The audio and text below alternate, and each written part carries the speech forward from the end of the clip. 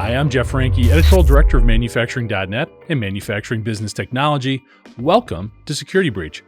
Discussing the ever-expanding threat landscape is something we do a lot on Security Breach, but today we're going to dedicate an entire episode to topics that include zero-day vulnerabilities, nation-state threats, phishing schemes, ransomware, and of course, the role artificial intelligence continues to play in making the good guys smarter and the bad guys tougher to pin down. But we're not going to dwell on just the doom and gloom. We'll also touch on the growing number of solutions and strategies that can help ensure your OT environment is as secure as possible. To help guide us on this journey, we'll first hear from Chad LeMaire at ExtraHop, followed by Chet Wisniewski at Sophos. First up, discussing those frustrating legacy and human-based vulnerabilities, ransomware, and deepfakes, is Chad LeMaire. You know, and one of those things that we're always responding to, and we talk about the response part, are these ongoing, just this massive vulnerabilities that we're always finding throughout the ICS. They seem to be growing all the time. A lot of different stuff popping up. Are there things in particular that are sort of lighting up your radar right now in terms of the different types of vulnerabilities we should be dealing with first, or that could be the most concerning down the road? I think, and by the way, this also applies to non-OT systems. Sure. But poor network segmentation, right? As you look at, I don't necessarily like the term zero trust. I prefer the term, validated trust, right? Continual validated trust. But one of the concepts within that is network segmentation. And when it comes to OT, in my mind, it's probably even more important than your standard IT networks that are out there. And so that you can actually have better security to protect those critical assets. So I would throw out poor network segmentation as one of them. We've already discussed part of the issue OT companies are dealing with is those legacy systems. And they weren't built with security in mind, right? And they lack, even if they have it, they lack modern security features that really should be implemented within those networks. Let me talk about now some I'll say infrastructure related threats or vulnerabilities, if you will. We touched a little bit on the insider threat. And just to be clear, an insider doesn't have to be malicious, right? It could be accidental or unintentional. But human error is a big part of most breaches. And so, I didn't necessarily approach the unintentional part at first as an insider threat, but the more I thought about it, the more I realized it really is. It's just not a malicious threat, but it's a threat nonetheless. And then because we have all these issues with our networks, we're seeing a rise in ransomware out there. We had 38% of manufacturing, construction, and utility respondents tell us in 2024 that ransomware poses a big risk to their organization. And within that same report, the respondents average over 5 ransomware events in the last 12 months at an average cost of $1.3 million. And so OT security must get modernized if we're going to stop this kind of activity. No, couldn't agree more. I mean, we throw out a lot of those numbers, and I do think they're starting to hit home in terms of opening people's eyes and making them more aware. Now we're getting down to tactics in terms of the right tactics, and those can be really unique for every organization, for every enterprise, depending on their sort of their operating environment. And I bring that up because we talk about segmentation a fair amount. And I don't think there's anybody out there who'd say, no, I don't want it. It doesn't work. It isn't necessary. The problem is implementing that segmentation strategy, because I think it can become extremely daunting once you start digging into it. How do we cut it off? Where do we cut it off? How many endpoints should there be? Could you offer some advice there, Chad, in terms of, let's not try to eat the elephant, but where do you start? What's a good place to start? Yeah, I'll relay a project from my time in the military for this. So we were looking at, initially we were looking at just upgrading a network, but the more we kind of looked at the architecture, we made a decision that there needs to be a wholesale new start on this network. And so we took a look at the DoD has published a zero trust document And so we looked at, there's roughly 153 zero trust principles and concepts ranging from beginning to advanced. And we looked at that and said, which of these apply to the network that we are architecting? And I think that's the first step. Don't just look and say, hey, there's 153 principles here. Let's go and implement them. No, the question is, which of those actually apply? And we realized that 123 of them applied. So, roughly 30 of them did not apply to what we were doing, didn't need to go look at implementing that. And then we started looking at, okay, as we architect this, which of these can we afford, right? And so you have to prioritize those principles and concepts. And what we realized is we could do 111. Remember, I told you we identified roughly 123. So we had about 12 of them that were would have put the cost of it to be more than what we had. And so what we then had to do was look at other compensating controls to account for, and mitigations to account for us not doing those last 12. And I think that approach applies to any organization out there, right? Take a look at what's needed, prioritize those needs, get what you can, mitigate or have compensating controls for the others. No, I think that is a great place to jump off. And I'm glad you brought up the economic element of it.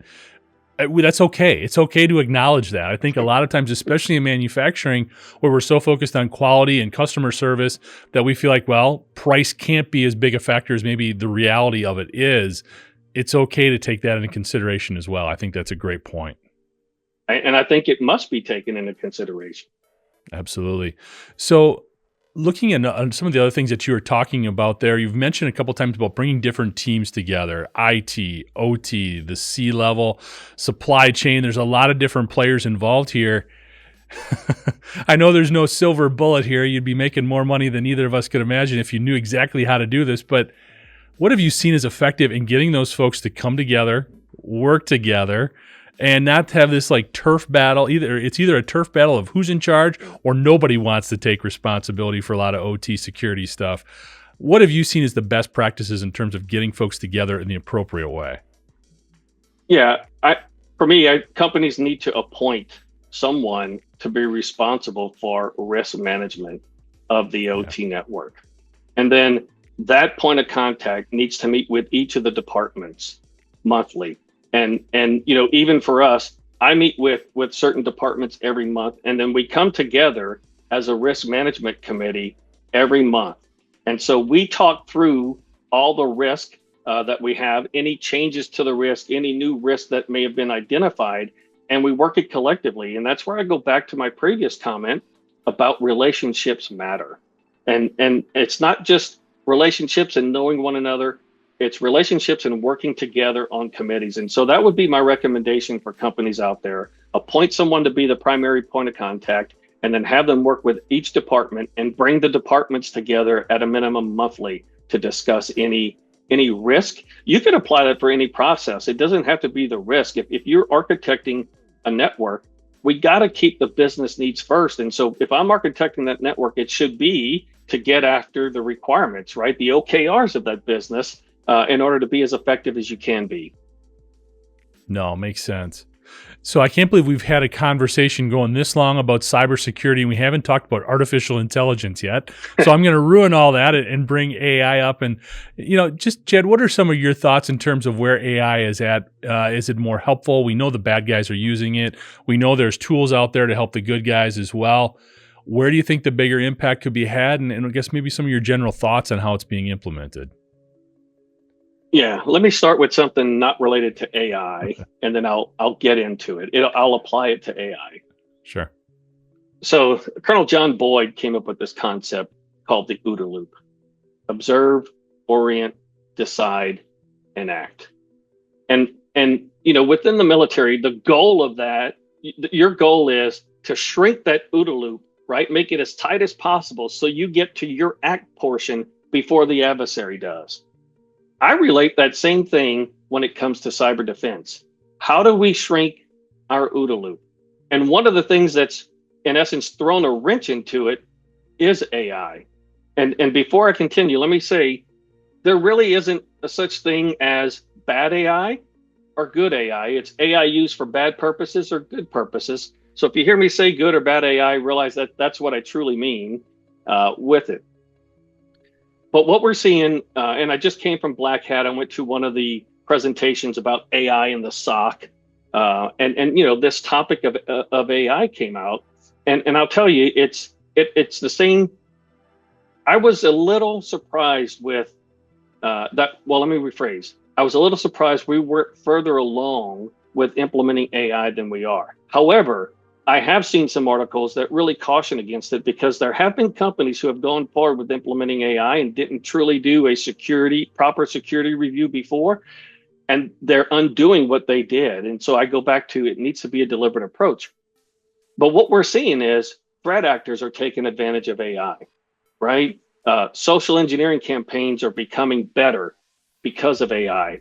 And where I think it's going to get really sticky is with agentic AI. As soon as we start seeing threat actors employing AI agents, the purpose of that can be to shrink that OODA loop. But we also saw with the testimony of General Nakasone, Director Easterly, and others to a subcommittee that sometimes it may not even be about shrinking the OODA loop. It may be about actually expanding the orientation phase, right? Because what they had noticed is there were threat actors getting into critical infrastructure that were just lying dormant, observing, waiting to strike at a time of their choosing.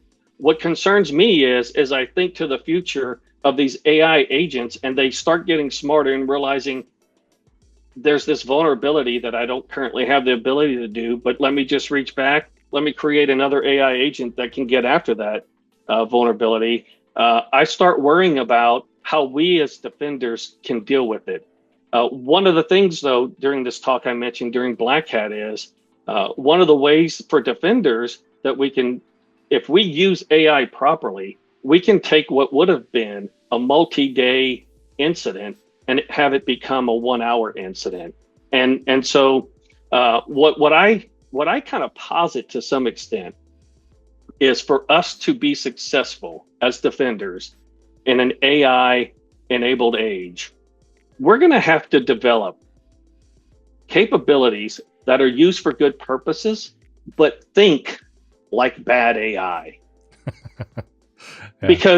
Because what I'll use as an example, AlphaGo, I believe it was Move 37, right? It was an AI program to see if computers can beat humans in Go. Move 37 was so out there that everybody thought it was a mistake. And it wasn't. It was actually a calculated move by the AI that no human would have ever done. And so applying that to AI that is used for bad purposes to get after vulnerabilities, we know right now how we approach defending AI because we've been defending it against humans. How do we account for AI thinking differently, though? And I think that's the challenge for us. And that's where I say we need to take AI used for good purposes, but have it think like bad AI if we're truly going to be able to defend, so we can identify that AlphaGo Move 37, right, from a cybersecurity perspective. Wow, very interesting perspective for sure. Taking AI back a little bit to some of the things we were talking about before in the best applications, because you're right, some folks are plugging it in and they don't really understand the best use for it. Do you see AI having a bigger impact on the detection part or on the response part? Because we do see in the ICS especially a lot of those live off the land or dwelling types of attacks where detection is so important. But as we just mentioned, response is a bigger part of the issue too. So is there an area you could see it having a bigger impact? I'm going to answer that question with, is it A or B, with yes. And what I mean by that is clearly you're going to need AI in the detection piece. I think the challenge for companies is going to be, within the military, we have this thing we call pre-approved actions. Right. And we're starting to see that with AI agents, right? Autonomous thinking and decision making. You could start building some of that in. The question we need to come to an answer is, how much autonomy are we going to give the AI agents that are helping with defense? And so, yes, I see it absolutely helping with response. But we also need to figure out what those guardrails are when it comes to having AI assist us with that response. Absolutely. No, that makes sense. Chad, this has been great. Talked about a lot of interesting stuff here. As we look ahead, this is the question that I kind of close up a lot of these conversations with. What do you see as some of the big things having the biggest impact down the road if we look a year and a half away? Yeah, I think we talked a lot about the things I'm going to mention for this throughout this conversation, and maybe it'll serve as somewhat of a summary for this. But I think we're going to see threat actors trying to tighten the OODA loop. And so as defenders, we need to also tighten our OODA loop. We're going to see AI use by threat actors expand. We've already seen it expanding. My concern is, how cheaply, if you will, threat actors can purchase these things on the black market compared to the expense that it costs to implement as a defender. And so I look forward to the time where AI-enabled defense capabilities don't carry the price tag that some of them do currently today, because we need them as defenders. We need to keep our eyes out. Ransomware keeps on increasing. We just saw there was a well, this is actually related to social engineering, which is my next point, really. We just saw that there was a social engineering effort, and I would call it a campaign. And that's where I think this is the trend. We've gone from threat actors kind of having these singular lines of effort and what they're doing to now having a campaign to go after companies. And so social engineering is getting more and more capable from threat actors.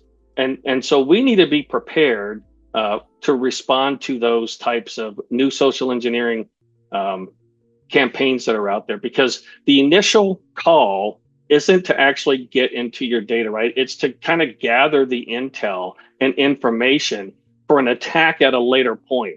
And I think what we initially saw with social engineering, right, was almost an immediate implementation of using the information they gathered. Now it's a more calculated campaign that they can wait to then go and implement. They're also looking at different ways. This one in particular was they were looking to get after your network through CRMs. And so they wanted to gather, right? They wanted to imitate IT and HR departments to gather some information so that later they could use your CRM in order to affect the attack. And so we just need to keep we need to keep monitoring for those threats as they evolve so that we can evolve with them. No, I think that's a great point on the social engineering. They're becoming a lot more surgical and looking at not even data points, but behaviors or patterns that they can pick up to then try to help impersonate you or make that phishing email sound that much more precise in going after somebody else. So yeah, and to your point, right? Deepfakes keep getting better and better. There's now a booming industry for deepfake identification, right? A lot of companies are starting to form that are looking to address that problem. And that's the other thing, not to inject a new term, but I think if you look at what's been described as the J curve, right? Typically used in a lot of finance markets. I think we've completed that under loop of that J, and we're starting to go into the exponential growth when it comes to these types of capabilities out there. And, sorry to introduce a new term, but when it comes to I want to apply the J curve to AI. When it comes to AI, we're beyond that, the under curve of the J, and we're going into exponential growth. And I'll give you a good example when it comes to deepfakes. Just last year, we saw, I think most of us are familiar with, the employee that got duped, thought she was on a video call with the CFO and a couple of other employees of the company. That kind of worked because there was a script there. And I think had the employee tried to interject some things, it might not have gone so well, but we're beyond that now. Now we're seeing real-time injection of the video, and we're seeing real-time injection of the speech. And so we are now in exponential growth of AI and implementing. And that's where I go back to, we need defenders to be doing the same when it comes to defensive capabilities for AI. No, absolutely. It just gets more and more complex. The bad guys are evolving very quickly. Thanks, Chad. And now let's hear from Chet as he dives into patch management, supply chain defenses, and social engineering ploys. Chet, another thing I thought was really interesting when we were talking out in San Francisco is you mentioned how the bad guys, they're using good stuff in bad combinations and creating trouble and creating havoc that way. I'd really love for you to dive into that again and share with our audience what you mean by that. Sure. Well, the term we've used in the industry for a long time is living off the land, using Yeah. existing things that are already there. And just that, or in early days, living off the land was often used as a way to then import your malicious tooling into the compromised network. And we're really moving to the point where a lot of times the criminals are never bringing along any malicious tooling anymore. They're just using things that are either built into the operating systems themselves.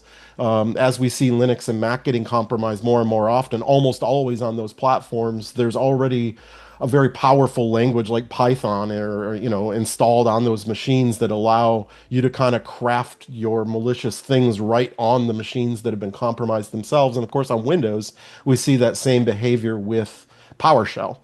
And PowerShell is so common at this point. I would say nearly every breach that we investigate has some sort of PowerShell involved in it because it's on every Windows platform, and it's such a powerful language to craft malicious tools in. But in addition to that, of course, we see the abuse of admin tools and more often remote management tools, right? So no matter what kind of, in the old days, everybody, of course, had RDP. A lot of organizations have moved away from RDP and into commercial remote management tools. But almost everybody has some sort of remote management tool installed. And the criminals more and more often, rather than bringing their own, are compromising an admin account and using the one you've already put in place. So there's fewer indicators for you to notice something malicious is happening because they're just using what's already there in a pattern that's slightly different than perhaps your normal pattern. That's all. Yeah.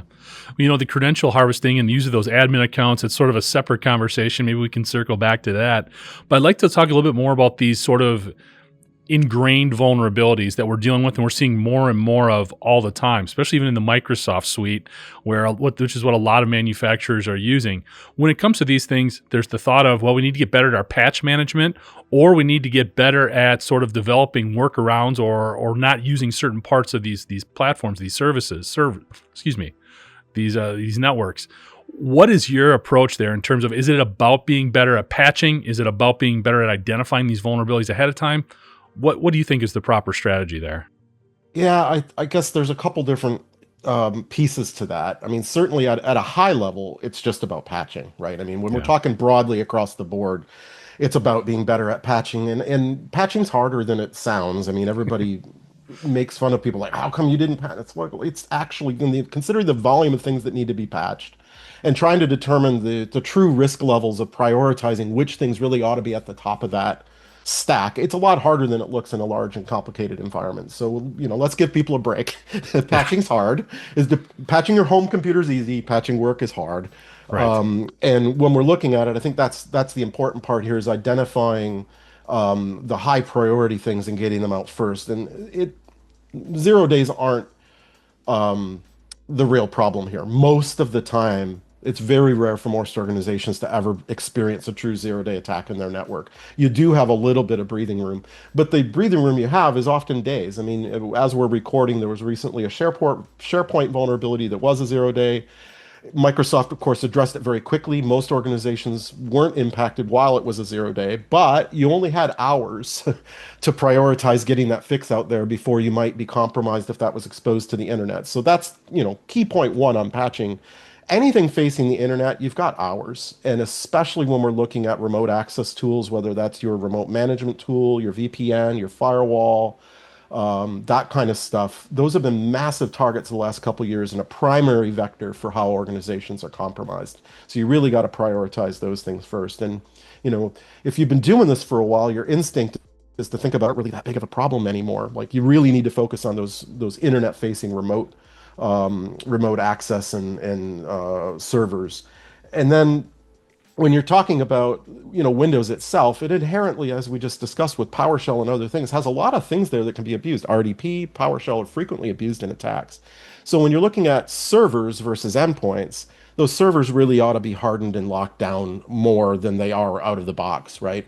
Most of the time you don't need PowerShell on your servers. You may actually use it to manage your endpoints, but you're probably not doing that on the servers. So thinking about how you can create a pared down installation of Windows for more critical operating environments where just the necessary things are there. And perhaps if you do use RDP to manage a server, locking it down so it can only be managed from a small number of management IP addresses might limit exposure for abuse when you're in the early stages of an attack. Yeah.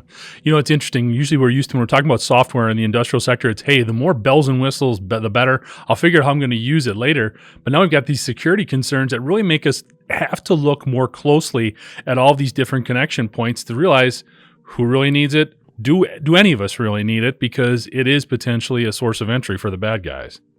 Yeah, absolutely. And I mean, as tech people, we like to have lots of options to do things different ways. Yeah. But it's a huge vulnerability to actually do so. And the more lockdown you can, especially for the critical infrastructure, right? I mean, it's hard to do this stuff on end computers. Users do lots of creative things, and we don't want to impact their productivity too much.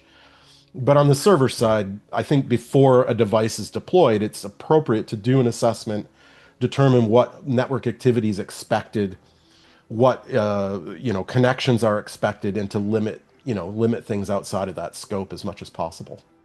Yeah, I mean, we talk about segmentation and micro-segmentation all the time. This is almost a pre-segmentation type strategy, because you are, right from the start, hopefully, limiting the different pathways, I guess, for bad things to come in.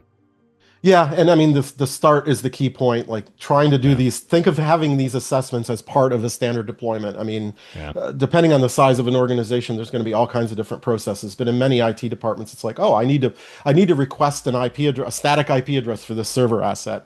And there should be a whole checklist of things that you typically are going to do when you're rolling out a new service or a new server or a new piece of hardware. And as part of that process, including that security assessment there really puts you ahead of the game instead of trying to go back and do it later.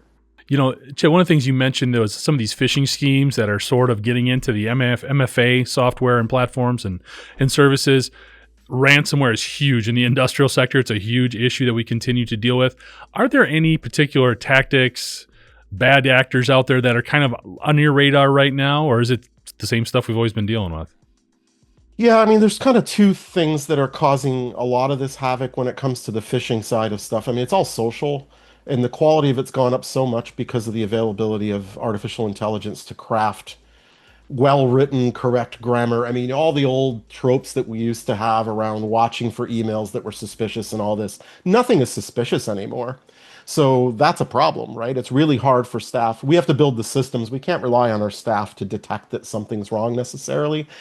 It's still good to raise awareness, though, about current threat vectors that staff may not be aware of. I think the two we're seeing most frequently right now are emails with QR codes asking you to scan the QR code to authenticate, because they're trying to get you off of your computer where all the security software is and onto your phone where you don't have the same layers of protection. Your phone's probably on a 5G network and not on a corporate managed Wi-Fi where it's going through some kind of firewall that can block websites that are dangerous, whereas your laptop may not be. So they're trying to get you where there's less security, and you're not going to scan the QR code with your laptop. You're going to grab your iPhone, right? Right. And so that tactic to raise awareness to staff that real emails are not going to ask you to use a QR code to then log into something. Unfortunately, that's contradictory to what I just said with passkeys, which often use QR codes for authentication. So I mean, like we're often not doing ourselves any favors here, but raising awareness about this stuff is helpful. The other one is an attack that's been coming quite widespread called ClickFix. And ClickFix pretends to be a CAPTCHA that you get in your web browser. It's like, hey, Cloudflare needs to verify you're a human. And we're used to those boxes popping up all the time where we got to check the box or rotate the lamb to face the right direction or whatever we're supposed to do with a CAPTCHA. And what the criminals instead are doing is telling people to hit Windows R on their keyboard and paste a malicious command, a PowerShell command, into the computer directly. And unfortunately, that, to my surprise, is quite successful. Users are like, oh, I need to do this to prove I'm a human now. Like, I guess it's believable because we've had to do a lot. We had to find the crosswalks, and we had to find the fire trucks, and we had to rotate the animals and put the puzzle pieces in place. We've had so many different things to prove that we're humans that why not press this key on my keyboard and press Control V, and users are doing it. So when these new techniques come along, it is worth doing a brief training or a memo to our staff to go, hey, if you get a prompt like this, it's almost guaranteed to be something dangerous. Try not to do it. Remember, if you see something like this, report it to us. Let us know that somebody's targeted you this way. But we shouldn't rely on the users. We just need to build better security layers as much as possible to just, that proper multi-factor prevents a lot of things. If that person pastes that malicious thing, we talked about XDR at the beginning. Hopefully, you're going to be able to be seeing the obfuscate that this computer is executing obfuscated PowerShell script and intervene on that user's behalf to protect them against that threat if they're tricked into doing it. Absolutely. Well, you talked about XDR. That's one of the things we know Sophos is working on. Maybe you could talk to us a little bit about the role that the company is playing in really supporting industrial cybersecurity. Yeah, I mean, in the end, industrial cybersecurity is just the same as regular network cybersecurity, except probably most cases more outdated. I mean, Yeah. we don't have a tendency to keep industrial systems on the bleeding edge the way we may our traditional IT environments, which makes them True. more vulnerable. And so I think there's more focus, and we talked about this a little bit at the beginning, but I think more focus on network layer detection. Things like NDR are really important in OT environments because more unprotected devices makes it harder to get all the instrumentation you might have in an IT network. And my focus personally when I talk to organizations that have an OT presence is to focus on things like NDR and remote access, because I think they're the NDR is going to give you some of the best visibility into early detection that something is wrong, and remote access is the area where I think in OT networks just the security is generally not is present. The operators are more resistant to multi-factor and more I don't want to say addicted, but that was kind of the word that came to mind. More addicted to that remote access, right? Like you've got a sprawling physical plant that's usually way larger than an IT network has, and so the OT systems requiring availability, remote access to everything, and at a moment's notice is often critical in those environments, and they're more resistant to that multi-factor friction. And I think that's certainly where I look to it when I'm looking at products. I think NDR is probably one of the more impactful things to get, because anytime I look at a breach, I'm looking at the impact and the cost, and both of those things dramatically amplify with the number of hours that the attacker has been in the network. So the earliest possible detection is the key goal, and so when you don't have full EDR deployment on every device, I think network is your next best spot, firewalls and NDR. No, it makes sense. And remote access, I don't even know if I would use the word addicted. It's just become, again, just such contextually part of the operation. It's one of the things that when we looked at all this IoT technology and this next generation connectivity, we wanted all of this remote access. And now it's like, whoa, guys, you might be a little bit too plugged in. There may be some things that we need to scale back here because, as you've alluded to, that's where a lot of things start from a cybersecurity perspective in terms of folks getting into the network. So it's a real interesting challenge for the OT guys right now.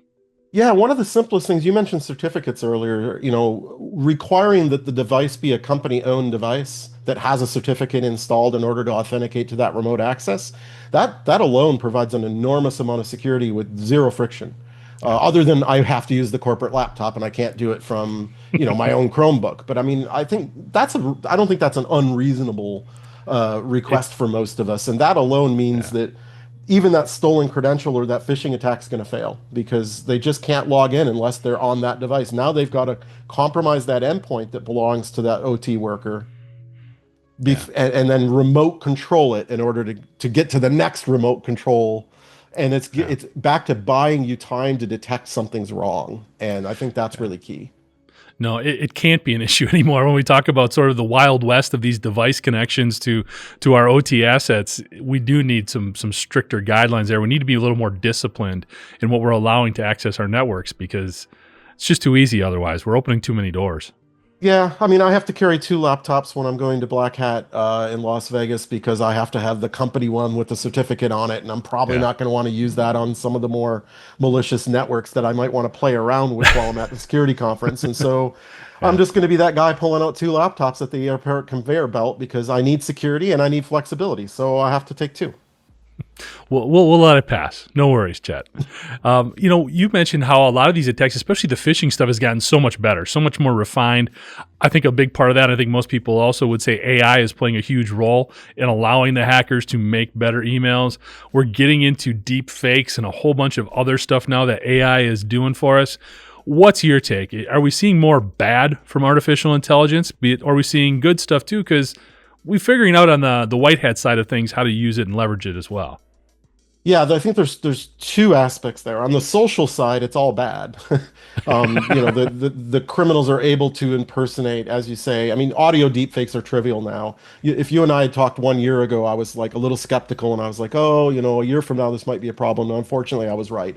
We're to a point now where it's trivial to make an audio deepfake. Video deepfakes are still a little ways off from being realistic, but audio deepfakes are table stakes now.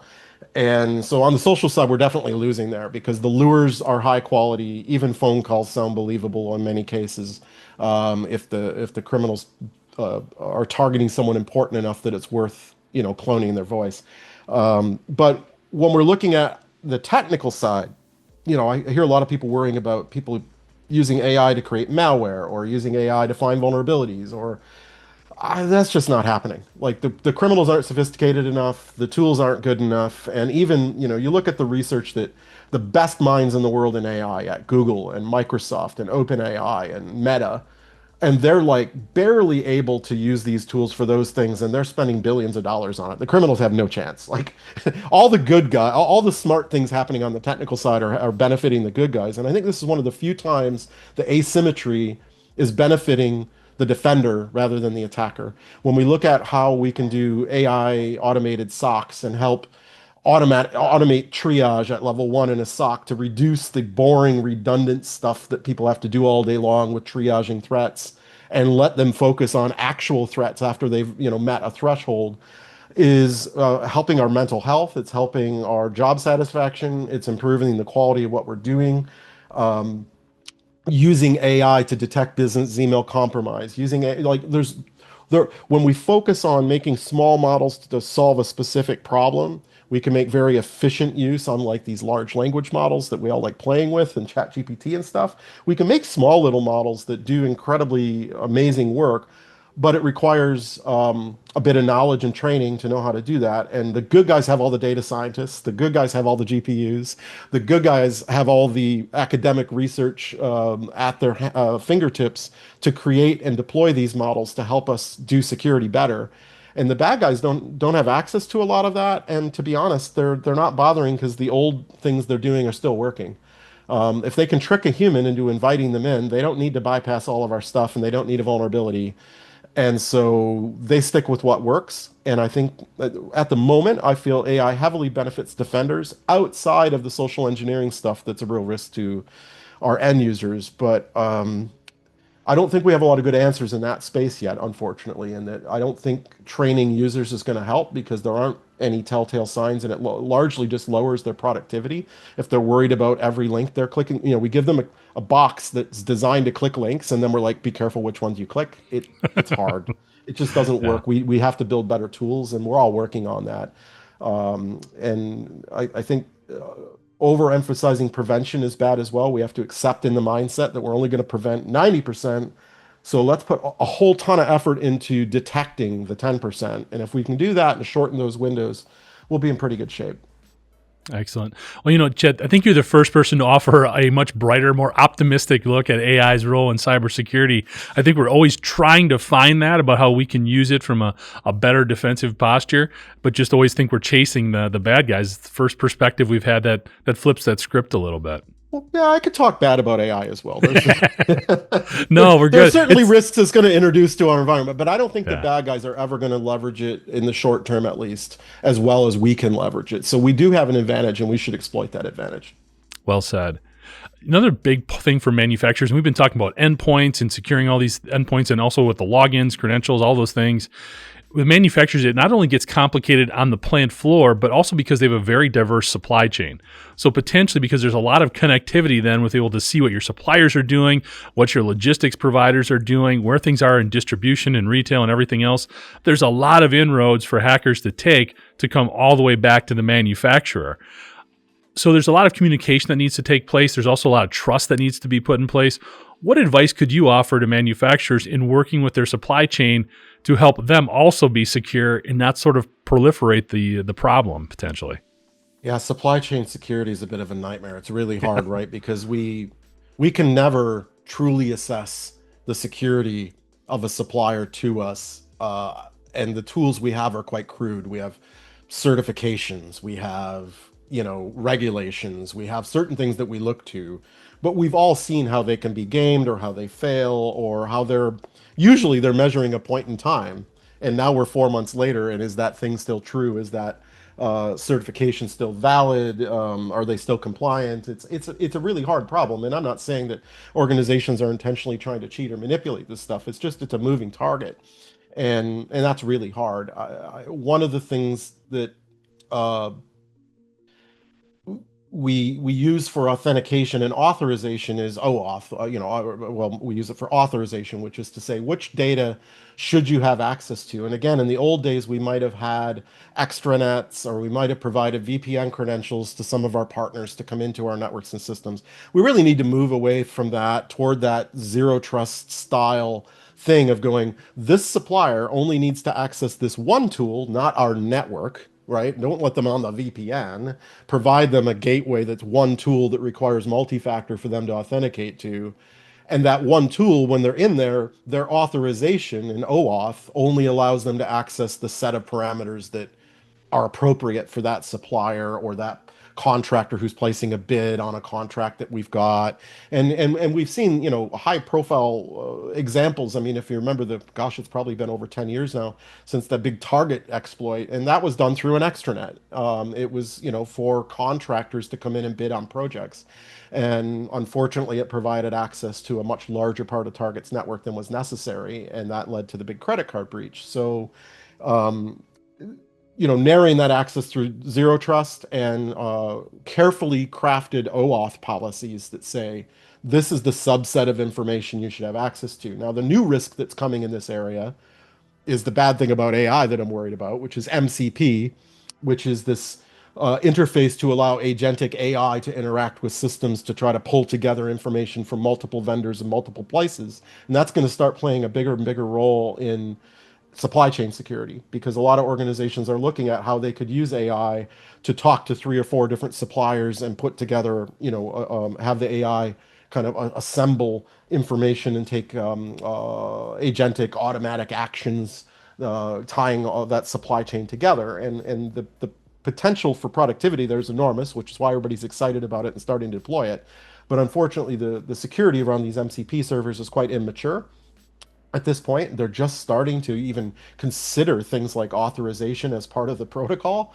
So I would be hesitant and cautious to move forward too quickly adopting that technology. I think you should keep an eye on it if you're interested in it. It's certainly worth following, but the protocols and the maturity level is very low at the moment. It's a very new thing, and I think it needs a little more maturity before integrated it into your supply chain. No, fair. Well said, though. I mean, just another thing to definitely keep an eye on in terms of things that can make us stronger, make us better moving forward. And that's the goal. Like you said before, we're not chasing perfection here. Focus on the 90% of the things you can do, and you'll be in pretty good shape. Absolutely. So this has been great, Chet. A lot of interesting stuff here. We talked about AI. We've talked about different endpoint security, credentials, all of that, protecting the logins. Any other big trends you're seeing coming down the road that we should be aware of? Well, I think that the social side's not going to go away.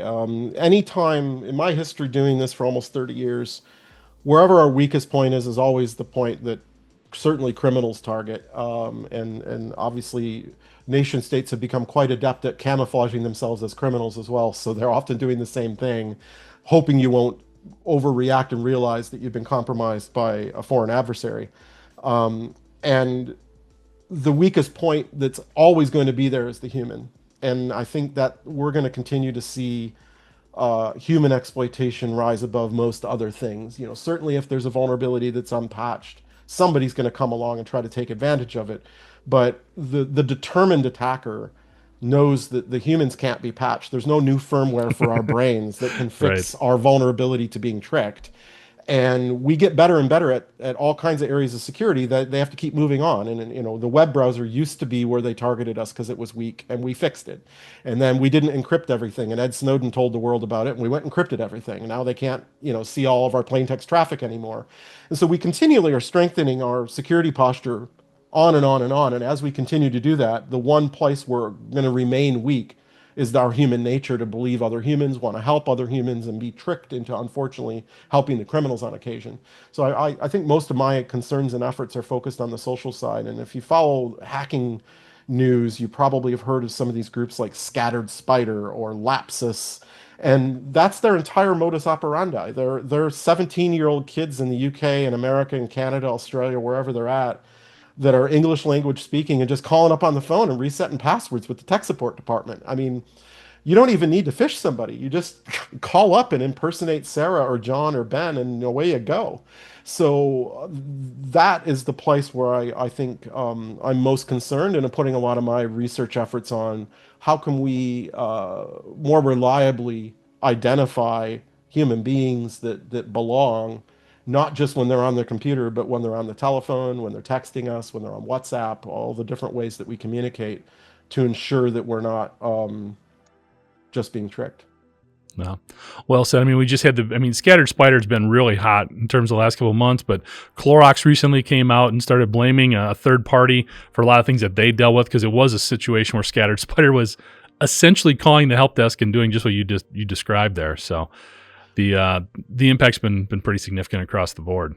Yeah, I mean, it's tough when you outsource as well. I mean, like when those, and I'm not passing judgment on outsourcing, but I mean, it makes it even more challenging to often verify someone's identity, and that somebody within the organization, I can usually tell when I'm talking to a fellow staff member, because we're always talking about the same things that are going on inside the company, and there's a certain level of familiarity there that helps with identifying that even when it's somebody I don't know, they know too much about what's going on in such and such a team that I also know that it's like, okay, I'm pretty sure that this person definitely works on that team. And when you in the Clorox case, I believe it was outsourced help desk, which meant that those outsourced folks don't have any idea what's going on inside. They're entirely reliant on their tools to verify that identity. And, moving to systems that I always think back to like movies in the 80s about bank robberies, where the bank would have the word of the day, and if a bank branch called another bank branch, they had to know the secret word. I think we've got to go back to that. Yeah. Some of the old school stuff still works for sure. I mean, the hackers are still using a lot of old school tactics. Maybe we need to remember some analog approaches as well. Yeah, I mean, if it solves 75% of our problem, I'll take it. There you go. Great stuff, Chet. Thanks so much for coming on Security Breach. Really appreciate the time, man. Thank you for having me again. Absolutely. Thanks to Chet and Chad for their insights, and thank you for joining us today. To catch up on past episodes, you can go to manufacturing.net, IEN.com, or mbtmag.com. You can also check Security Breach out wherever you get your podcasts, including Apple, Amazon, and Overcast. And if you have a cybersecurity story or topic that you'd like to have us explore in Security Breach, you can reach me at jeff@IEN.com. For Chad and Chester, I'm Jeff Ranke, and this is Security Breach.